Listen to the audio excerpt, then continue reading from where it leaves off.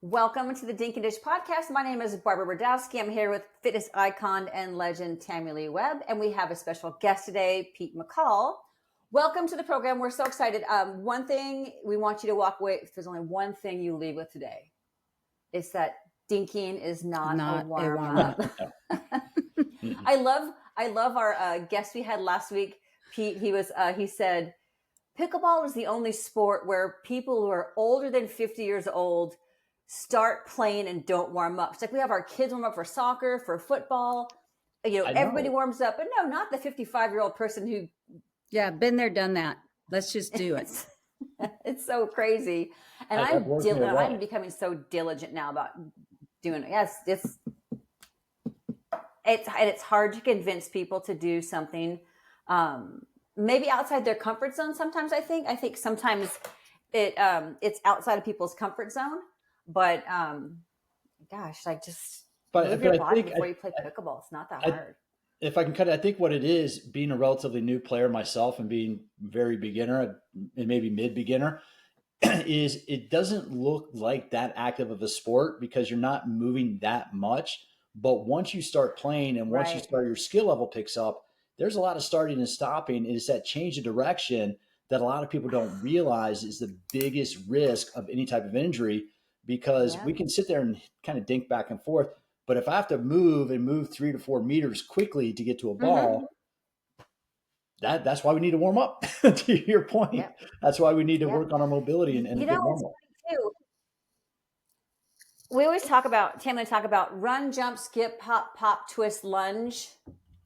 And now I added shuffle to that. Now I have 8 things. Run, jump, skip, pop, twist, lunge, and shuffle. Pick 3. Just pick 3 and do 3 a couple times through. And that will provide what you need before you start, smashing around with the ball. So Tammy Lee, how was your week for pickleball this week? What happened? Oh my gosh. Let's see. Well, I was part of a fundraiser in a package with, you might remember her, Kimberly. Yeah. Kimberly. No, she goes by Kim Embrick. She was the supermodel. She used to be with, what's the rock star guy? Oh my gosh. Come on. English. Why am I blanking on this? Anyway, we were a part of this fundraiser in the packet. Rod Stewart. There you go. Thank you. Rod Stewart. Ding, ding, ding, ding, ding. I'm blanking here today. And it was really fun. It was a group of women. We had 12 of us, and we all played kind of like a round robin and very casual. It was really nice to play with, different people. And then I also got to play with our guest today, Pete. Really fun. Though we did it on a Sunday, and I'm not used to going to public courts on a Sunday. They were packed, Barbara. We had to wait. And so we ended up going to another public court that was the courts were so bad, but we did get on, didn't we, Pete? Yeah, we did. I mean, we played and we had some fun. Yeah, we definitely had fun, but we were also playing with a couple of my other girlfriends that were kind of just starting out. Mm-hmm. And as you and I have talked before, depending on what level you're at, it's always good to go back and play with beginners because it really tests you as well as playing with other people that are so much better than you. It just ups your game. But yeah, it was really great. And you guys are still playing outside. Yeah. Oh, yeah. You're indoors, aren't you? Yes. And it's so funny because it's been so beautiful the past couple of weeks that we keep thinking, so I think Sunday we're going to play outside of my girlfriend's at her country club. We'll be playing outside. I'm excited to play outside because it's such a different vibe when it's like that crisp fall air. Indoors is great because there's not as many variables when it comes to like wind or heat or sun or whatever. But I'm excited to go outside and just, oh gosh, it's going to be refreshing. It's going to be refreshing. Well, why don't we tell our listeners and viewers all the wonderful things about our guest today? Yeah, Tammy Lee, you do that. You go ahead. No, I didn't write them down. You have it. I love it. I know it's fabulous, but you have them written down. Yeah, I wrote it down. And also it's cool because I know Pete through the industry. We have hundreds of mutual friends, and our paths have crossed at fitness conferences. But I love the fact that you two kind of live by each other, and your circle is much closer than ours. But it's the fitness industry is so tight. We have so many mutual friends. It's pretty amazing. And Pete, I think you taught at a YMCA with my sister at some point. Yep. Yeah. With your sister at a YMCA. Yeah. Yep. The Eki YMCA, just right down the street from where we were playing pickleball the other day, Tammy. Which is oh, really? World. Yeah. So my little sister teaches classes, and he also was an instructor there. Okay, this is Pete McCall, and I'm excited to have him on the show because not only does he have his master's degree in exercise kinesiology, correct me if I'm wrong. Exercise science. But he also has exercise science, and I was confused the two, and to me, it's like you guys are just so smart. Like I could say, he's the smarty pants about the exercise, and he's also a certified strength and conditioning specialist, which is super cool because that is a very elite group. Anytime you become a strength and conditioning coach, it's such an elite group of trainers. Not everyone does that, and it's such a specialty that it's an honor to have you on our show, and we can talk more about your path. Why don't you start with that, Pete? Tell us your path in fitness and how you landed in pickleball. Well, so I got started I started playing rugby back in the 1990s. I was living in Washington, D.C., and I just graduated from college. I was looking for something to do. And I figured rugby would be a great way to meet people and make friends after college and stay active. And I was working on Capitol Hill. I was working in politics, and I needed a way to stay in shape. And when you're a young 20-something working on Capitol Hill, you don't make much money. So I started working at a gym part-time at the front desk, just to get a free membership. And I realized, I'm like, wait a minute, this was 1998. Yeah, 1998.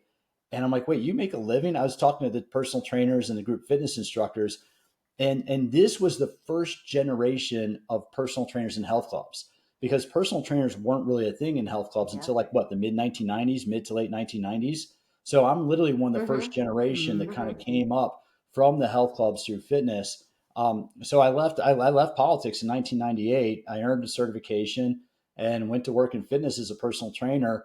In the early 2000s, I started teaching other personal trainers and earned my master's degree.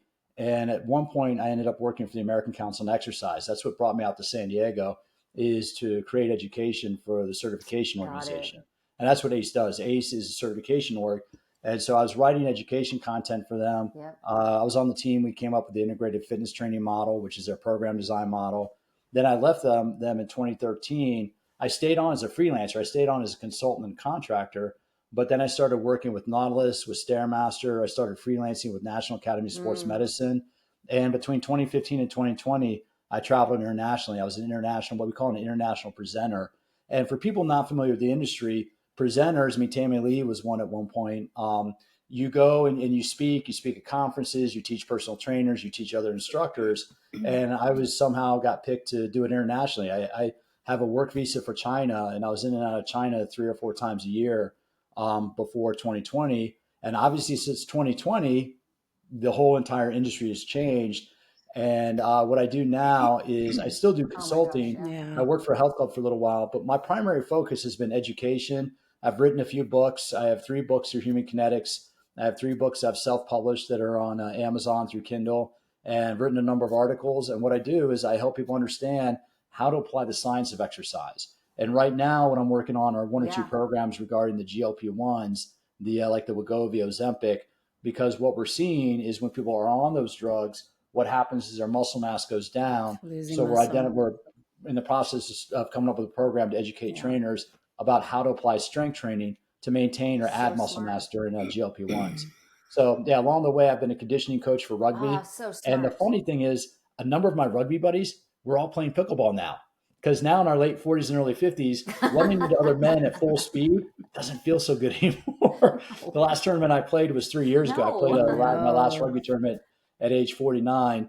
And as much fun as I love it, as much fun as it is, pickleball is just a little bit safer, a little bit gentler on the body. In fact, I was just had lunch the other day with a former member of the men's national team, and he actually has a pickleball court at his house. So that's kind of what he was on the national rugby team, and now he has a pickleball court at his place. So we've kind of seen this migration from guys my age go from running into each other Yeah. to banging with the paddle. And it's a lot of fun. I mean, I started playing about a year ago, and I just haven't been consistent between travel and work commitments. It's hard to find the time to play consistently. Yeah.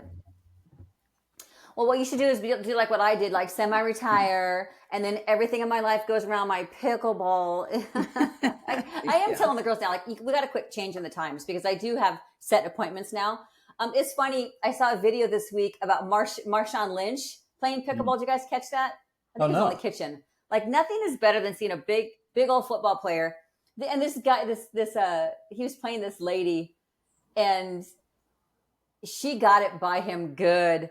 And he's like, how'd you do that? She's like, well, you kind of suck. Well, let's just say, pickleball is not your profession. No, but that's why I like playing with Tammy Lee, because Tammy Lee, I like playing with you, Tammy Lee, because you're good.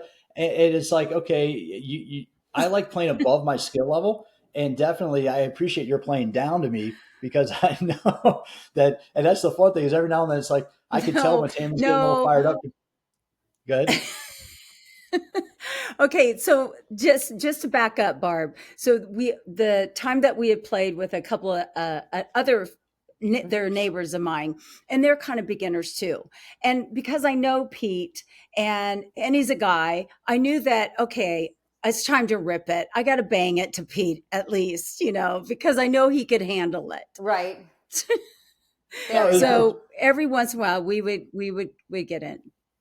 Well, no, it's fun, but you should, because that's how Pete's going to get better. No, you got to play people better than you to get better. And what's fun is to see the skill level, and to see the skill level you have that you've developed, and to see what's possible. Because Tammy Lee, you haven't been playing that. Neither of you have been playing that long, have you? And you're good, Tammy Lee. You move around. A couple years. You get your shots in where you need them, and so. But how long have you guys been playing? And how long has it taken you to learn? But I also I used to play tennis. So I was in tennis leagues, play tennis. So I think it's an easy transition from tennis into pickleball. And you can always tell the tennis players, they're just banging it. Bang, bang, yeah, and bang. they hit it so low to the net too. Like you can tell a tennis player, they have top spin, they have all the things. It's funny, Pete, I always tell Tammy Lee is men, when they first start playing, they will learn how to put a spin on the ball before they know how to keep score. Every man I know, before they can hit the ball in the square, they will go over with spin. So they always start with this huge advantage, because the finesse to the ball and like the flavor and the flair and the spice to the ball is so important to them. As a man, I'm assuming, I don't know, but every time I watch these guys play, everyone's spinning it. Like they do the spinning before they even know how to play. And so when they get good, they already know how to do all the things that I'm still learning right now, like top spin and all that kind of stuff. It's so interesting. Let's talk really quick too, because you're so new to this, Pete. Let's talk about overuse injuries. So what would be some of the most common overuse injuries that you would see a new person coming in? Let's say from the couch to the court. What are some overuse injuries that you would see? Well, and to give viewers and listeners a little background. One of the things I'm doing now is I do some seasonal work down at the Rancho La Puerta Resort and Spa in Tecate, Mexico. I know Tammy Lee, you've been there a few times. I'm not sure if you've been there, Barbara, but I mainly go there to focus on strength training and conditioning, and I do talks on longevity, exercise for longevity while I'm there. But what I've started doing is helping with beginner pickleball. Now, being a beginner myself, it's not like I'm an expert or anything, but I'm there to help the people learn how to move, because really a lot of people haven't moved laterally. And that what I see in watching beginners, and then when I play at clubs like Bobby Riggs and then Sanitas, and watching people more experienced, what I'm seeing is definitely there's a dominance, because if you're always swinging with your right arm, if you're moving a certain direction, if you play a certain way, you can overuse your muscles. And when you overuse muscles, they become overly tight. And when muscles are overly tight, like say, if you can see my fingers for viewers, if you see my fingers, we want to have space in the joints, because when we have space in the joints, everything moves well. But if muscles get tight, they'll pull the bones closer together and take space out of the joints. And that's where you could get a hip issue. If like hip flexors get tight from always going to one side, or if you're always swinging with the right arm, then that's where you can get muscles in the forearm, you get lateral epicondylitis, or you get tennis elbow just from the way you use the forearm. But it really is important to pay attention just to how you use your body, so that when you're not playing pickleball, that's when you want to do mobility exercises, you want to do movement exercises, and really just try to work on moving the body through space and through a full range of motion. So you're using all the tissues and you're adding space to the joints. So that way, when you're out on the court, you can move around. There are no restrictions. It's so interesting because when I met with Chad yesterday, and he gave me all of these assessments, and definitely my hip, definitely my glute. And then it also ran up. It's like, the fascia runs all the way up. And when I raise my arms up in the air, my right side is tighter than my left. So I don't get a full range of motion on this one. I can tell when I do snatches, this one looks different. And he's like, yeah. So, there's nothing worse on the planet than foam rolling. Like, it's like, it's the most opening painful, up that fascia. Gosh, you guys, it's the most painful, ridiculous. It hurts. And I'm committed. So when I'm on the court now, I'm so lucky. I can bring one if I wanted to, but the pickler I play, they have like a whole stretching, mobility section. And I go over there and grab one of the foam rollers and bring them to the court with me. And between matches, I am like laying on a foam rolling at the front of my quad and the top of my glute. And it is saying everything but the F word. It makes me sweat. It hurts so bad, but then I can get up and I do have a better range of motion. And that's so we talk about this prehab piece of pickleball. Like for us, it's like about how to not get injured. So now I have this nagging thing. And if I was not paying attention to it, then there will be an injury. Right now, it's just this nagging thing. It's not an injury, but that's what we need to be so careful of, is how you prevent yourself from actually being truly injured. Well, one thing I want to highlight there, what you said, Barbara, that really a lot of people, a lot of fitness aficionados out there don't realize, is there are two types of muscle tissue. There are two types of tissue in our muscle. One is the actin myosin, the protein elements. That's what generates force, and that's what looks good. It's the protein elements of actin and myosin. The actin myosin, sliding filament theory. Yeah, exactly. The slide, and that's why I'm doing this with my fingers. Listeners can't see this, but I'm sliding my fingers. Yeah, because that's the whole thing. Remember. Yeah, but what they do is, so when the actin and myosin contract, they slide against each other, as you said, the sliding filament theory, and that's what causes muscle contraction. That's muscle fiber. That's what we call the contractile element of a muscle. Now, around every individual muscle fiber and around every bundle of muscle fibers is something called fascia, and fascia is an elastic tissue. Muscle is plastic, meaning if you overstretch muscle, it doesn't return. That's where we get a muscle strain. If a muscle is not warm, if a muscle is not pliable, and we go to reach for something real quick, or we move real quick, the muscle tissue doesn't respond well, and muscle could strain. Now, fascia is elastic, and fascia is designed to lengthen and shorten. And actually, when we do plyometric training, when we do jump training, like when you say do jumps or skips, you're training the fascia, because when you do a jump, the muscle fiber stays contracted, and it's the elastic tissue around it that lengthens and shortens. So what you're doing with foam rolling, the theory behind foam rolling, and keep in mind that when it comes to exercise or it comes to human body, everything is theoretical.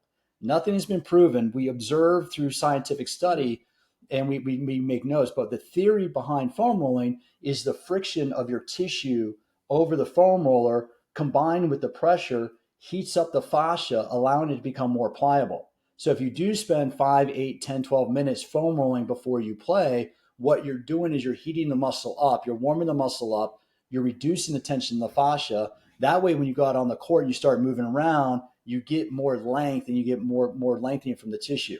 And that's why in the books I've written, what I do is I define different days. We should do, when we exercise, we should do one day for strength training. Strength training is where we lift weights up and down against gravity.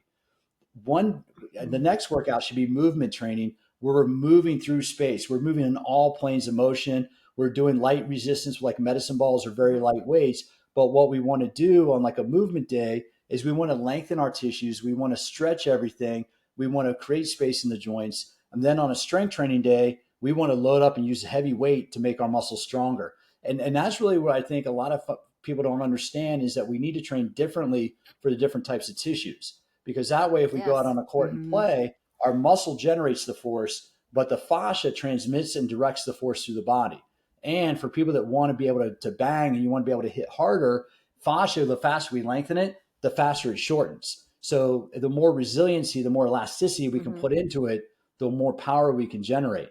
Now, to take a step back, as I've started to learn pickleball, being a recovering meathead, that's how I identify myself as a former rugby player. I'm working on my dinking game first because I've seen that if you can control and finesse, it's a much greater advantage. Because hitting hard is easy. Hitting it hard, that's the easy thing. But controlling the paddle and controlling where the ball goes, to me, that's a lot more difficult. So as I've been learning, that's where I've been focusing my game and not necessarily on hitting hard. That's why when Tammy Lee and I were playing the other day, I think I hit 3 shots into the net. I had there's one shot where it was a perfect kill shot right into the net because I've been working more on my finesse than my banging. Yeah.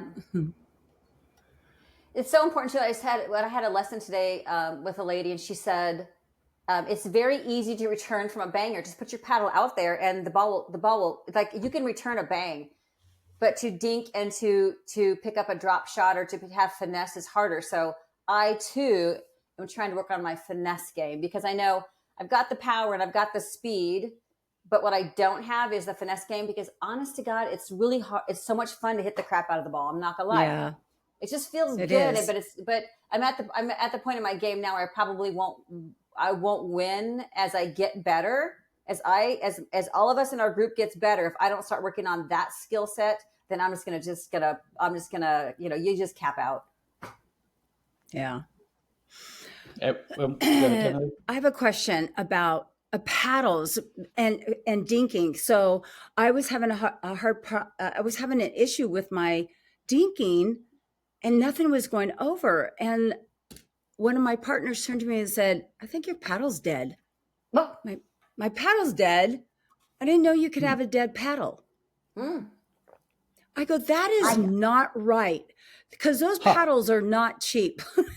They're expensive. We could ask someone how long a paddle is. What's the shelf life of a paddle? Yes. And so, I notice it every time I'm trying to dink.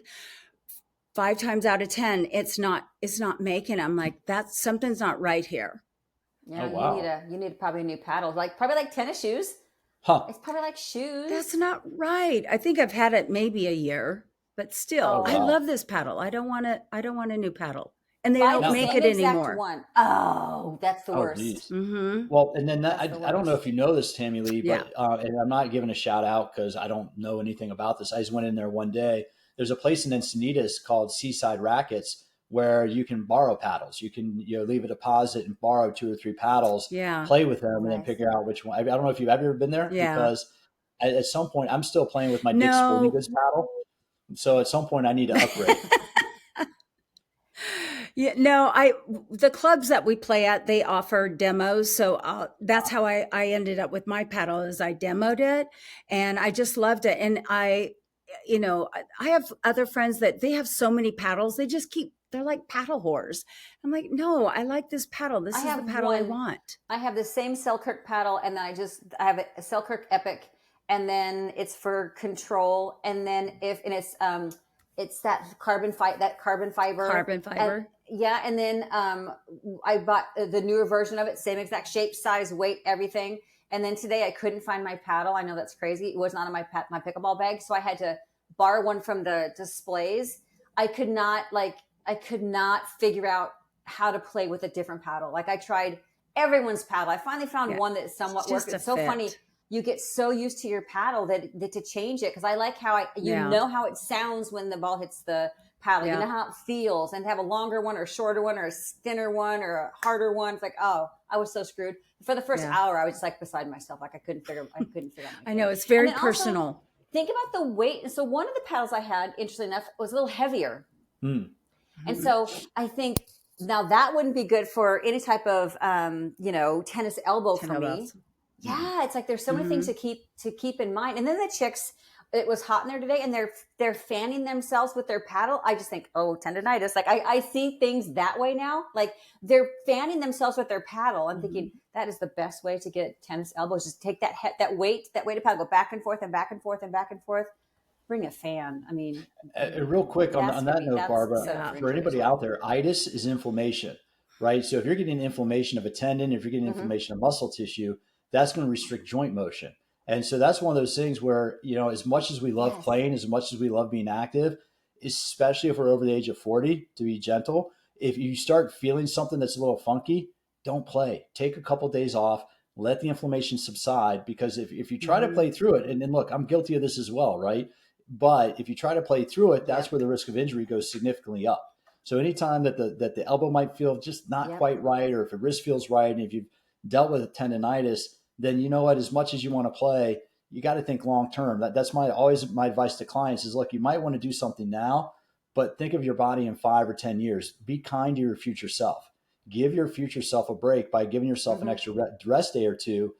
Be active, go work out, but take a break from pickleball just to let the tissues kind of recover and subside. And then the secondary to that is get a massage every 4 to 6 weeks, because massage therapists will go in, identify the tight spots, and work through them, so that way you get better unrestricted motion. So I'm a big proponent of massage as part of the regimen for staying pickleball fit. I agree. It's interesting. Very few of my friends, a couple of them do weight training, but not enough, in my opinion, who are in my age group, take weight training. And Tammy, you could probably speak to this too. Weight training seriously. I don't want to always. I don't want to always crap on Pilates. I don't want to crap on Pilates. I think it's great, but it does not translate to the pickleball court. And correct me if I'm wrong, Pete. Tammy, I may be wrong, but to me, it's great, it's good, but it doesn't translate to what you need to do to stay healthy on the court. Well, are you saying Pilates doesn't? Yeah. Yeah. Well, anytime we start talking about something like this, I always ask the question is, are you playing pickleball to have fun and be in shape, or do you want to get in shape to play pickleball and be in better shape so you can have fun playing pickleball? So you always have to think about, if I'm just going out and playing pickleball just to have fun and be social, it's not really necessary to train for it. But the way I look at it, and this is conditioning coach rugby mentality, is if I'm going to do something, I want to get in shape to do it. And so the benefit to strength training is, number one, you're a little bit stronger, but really it's injury prevention. When we look at strength and conditioning, and a lot of people might not realize this, the role of a strength and conditioning coach in a professional team, like a professional football team or professional basketball team, is to keep the players injury-free and on the field or on the court as much as possible. It's not to make them big. It's not to make them jacked. It's not to make them a swimsuit model. It's to make sure that you're doing what you need to do to be strong, to be resilient, reduce the risk of injury so you get more playing time. That's the role of a strength coach. And so when we look at this, when we look at strength training protects the joints and it protects the tissues and allows you to be more functional. I don't think the three of us are in the industry, and we know what happens with the body. We know to prehab, we don't want to rehab. So we put ourselves on a schedule. I mean, all of us work out. We have a routine. And before I go out on the pickleball court, I'm in my own gym doing my stick mobilities, doing my whatever I need before I actually get to the courts. And if I haven't done that and I get to the courts, I take that time to do my warm up, and it's the same afterwards. Man, Monday nights are killers. These it's all in. We are bangers. I get off that court and I'm like beat up, and I will take my time to maybe do some stretches, but I'll also take an Epsom salt bath just to let my muscles, soak in something. But the average person that goes out there to play, most of them either A, are not working out on a regular schedule. B, they're just thinking this is just an activity that I'm doing. And C, I'm going to have fun. But it isn't until they actually get injured that's when they go, maybe I do need to take some notice of I've got to warm up prior to getting out on the courts. So as we're trying to say, thinking is not a warm up. Well, are you ready for trivia? Yeah, do it. Okay. Well, I was going to say, Tammy Lee, I love the fact that you're using prehab. You're using, and just so to kind of take it a step further, prehab comes from prehabilitation. This was a term that was made popular more than 20 years ago to talk about dynamic warm up and to talk about moving before you play. And it comes from somebody by the name of Mark Verstegen. And people don't know who that is, but Mark created something called Athletes Performance in the late 1990s. And what a lot of people don't realize is before the late 1990s, a lot of professional athletes didn't train all year round. They didn't. It wasn't until the late 1990s after Michael Jordan came back to the NBA that it was, and I think you probably remember this, Tammy Lee, because I know you pay attention to this stuff, but it wasn't until Michael Jordan came back to the NBA and he was strength training with Tim Grover that athletes saw the benefit of, and they were also working on muscle imbalances. Michael Jordan, when he was going through, I listened to a podcast interview with Tim Grover a while ago, and he was talking about what he did with Michael Jordan. And when I was in DC, they used to work out the Sports Club LA. Michael had a spot he had a place at the Ritz-Carlton where the Sports Club LA was. So I used to watch Tim Grover and Michael Jordan work out, a couple times a month when he was in town before Wizards games. This was like 2000 or 2001 when he came back to the league. But what Michael Jordan showed was that strength training makes you more resilient because it allowed him to be a better athlete. He was already an amazing athlete. So after the late 1990s, that's when, for the last 25 years, we've had a huge influx of these training places where athletes now train all year round. So to bring it back to Mark Verstegen, part of Mark Verstegen's protocol with athletes was to do prehabilitation and move them through the range of motion. And this is something I want your listeners to pay attention to. If millionaire athletes are doing it to stay on the field and to play longer and get that next contract, it's probably not a bad idea for us to do it on a Sunday afternoon before we go out and play with some friends. And that just means 10 or 15 minutes. And I've always told my clients that I'm going to train you. Well, because we're always playing all year long. Yeah. Well, and that's the thing is I always told my clients, I'm going to train you the same way that a pro athlete trains, not the same intensity and the same volume, but with the same mindset of we got mobility and movement first, then we do strength and power. Because if we can move better first, then everything else will fall into place. But if all I'm trying to do is add muscle on top of poor movement, injuries are going to happen. If all I'm doing is playing without training to play, injuries are going to happen. Trust me. I mean, it's not a matter of if, it's a matter of when and how bad. So I really would emphasize out the people out there playing. And how bad? Take a page from the professional athletes. If you go to a pro sports game if you go to an NBA game, before tip-off, the athletes are out there doing foam rolling. They're doing movement. They're doing some funky looking multi-planar movement stuff. Not a bad idea to do that, right? I mean, that is really, that's the one thing I've always told clients. Run, jump, skip, pop, twist, lunge, and shuffle. That's right. That's exactly what you see. No, that's if it's good enough for somebody making money to play a sport, we should be doing it when we're having fun playing our sport, even if we're not getting paid for it. Agreed. Okay, Tammy Lee, trivia. She has got something good for us, Pete. You can play along. Okay, trivia, true or false, pickleball. If a ball bounces over the net and either the wind or a backspin causes the ball to bounce onto the opponent's side and then back over the net to the server side without being touched, is it a point for the serving team or the opponent team? This happened to us, believe it or not, a couple weeks ago. Serve the ball, the person hit it, and it bounced, and then backspin into your court. Yep. And so the person who served it gets the point because that's like, well, good on you. Yeah. I didn't know that. Yeah. So we saw it happen. It was crazy. Our mouths were like, the serving team, it is their point, but you can't touch the net. So if you're going for anything and you touch the net, then it's not. But yeah, if the ball spins back into the serving side, it's the servers. It's like, so you play indoors, we play outdoors, and we today wind. Yes, we have Santa Ana's, and it is crazy wind. So you never know where the ball's going. Yep. And you can't. I've never seen it go back over. Our mouths were like, what? Like it was the weirdest thing. It kind of bounced and it came back, and no one knew how they did it. They didn't know how it happened, but we're like, damn, that's for the books. Yeah. Well, Pete, we'd love to have you back. I love what you said about having a plan. Like you have a plan, and I think a good thing for us to do too is put on our Instagram page. One pickleball prehab is a simple plan for people. It's an easy plan. Strength train, mobility, fascia release, like do that type of work, and then strength training. Because I think what's happening is people are not doing what they need just for longevity. We frame it as pickleball, but really it's for longevity. Yeah.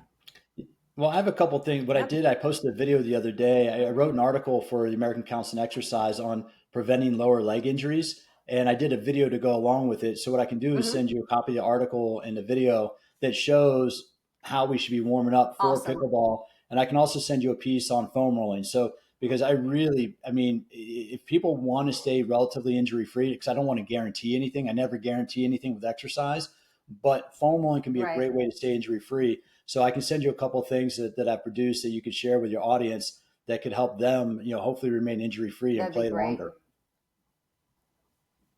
I mean, that's the goal. That's the goal. So we will definitely have you back. It was so much fun.